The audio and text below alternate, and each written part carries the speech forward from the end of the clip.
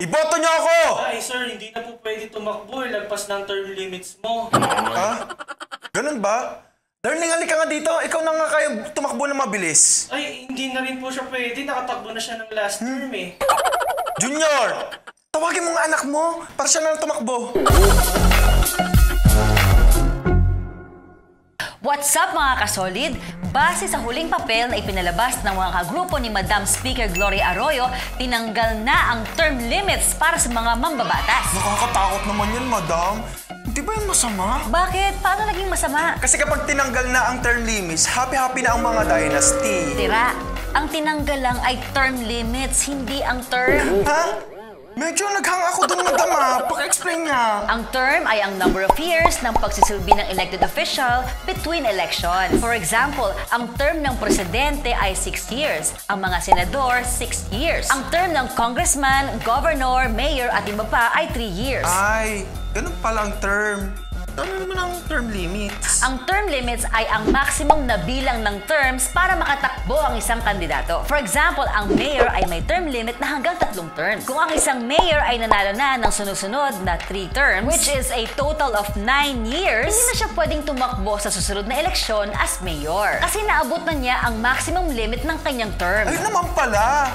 Pero wait, madam, kung may issues tayo sa mga dynasties, diba gusto natin mapigil ang pagdami nila? Bakit kahit may term limits, dumadami pa rin ang mga dynasties? Yun na nga, diba? So ganito yan ha. Dahil may deadline si tatay sa pagiging mayor, pero kailangan ipagpatuloy ang kanyang nasimulan. Patatakbuhin niya ang kanyang asawa o mga anak bilang mayor, habang siya naman ay tatakbong vice mayor. Nangyayari din yan sa konseho, provincial board, vice governor at governor. Ang term limits na mismo ang nagtutulak sa kanila na palakihin ng husto ang kani-kanilang mga dynasty. Bakit hindi na lang natin iban ang mga dynasty kahit hindi na natin tanggalin ang term limit? Kasi mas delikado yan. Instead na yung kamag-anak ang kukunin, pampalit, kasamahan na sa negosyo o ka-close na amigo ang kukunin nila.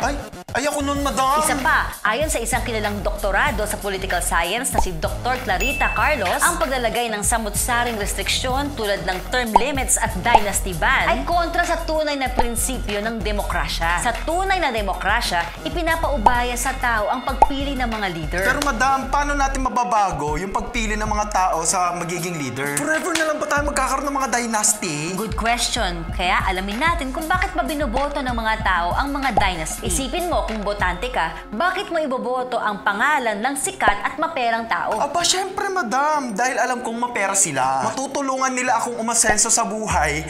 Dahil mahirap lang kami. Ayun, so una sa lahat, kahirapan ang nagtutulak sa mga botante para bumoto sa mga dynasty. Kasi kapag mahirap ka, boboto ka ng mayaman na pwedeng magbigay ng pera pantulong. Or mas madali kang mabayaran sa pamamagitan ng vote buying. Kasi nga mahirap ka eh, kaya gusto mo yung mga mayayaman. So, anong solusyon dyan? Walang iba kundi ang pag-angat ng buhay mo sa pamamagitan ng mas maraming oportunidad sa kabuhayan. Kaya nga isinusulong ni Presidente ang pagbukas sa foreign direct investment. Pag hindi ka na busy sa pag-aalala sa susunod na laman ng plato sa mesa, mas malinaw para sa iyo ang pagpili kung sino ang karapat-dapat na magserbisyo sa bayan. Ang mas malayang pagpasok ng mga foreign direct investments ay nangangailangan ng pagbabago sa konstitusyon. Burahin na ang Article 12 Sections 9 to 11. Tama naman, mas magandang ganun ang solusyon kaysa tanggalin ang term limits. Ayan, so sana naman may natutunan kayo ha. So Like, comment, share, and follow us for more Reform Minute videos. Ha? Medyo... Naghang ka, no? For example, ang mayor ay may term limit na hanggang 3 taon. 3 terms. Na. Pero madam, paano natin mababago yung pagpili ng mga tao ng mga mabagong leader?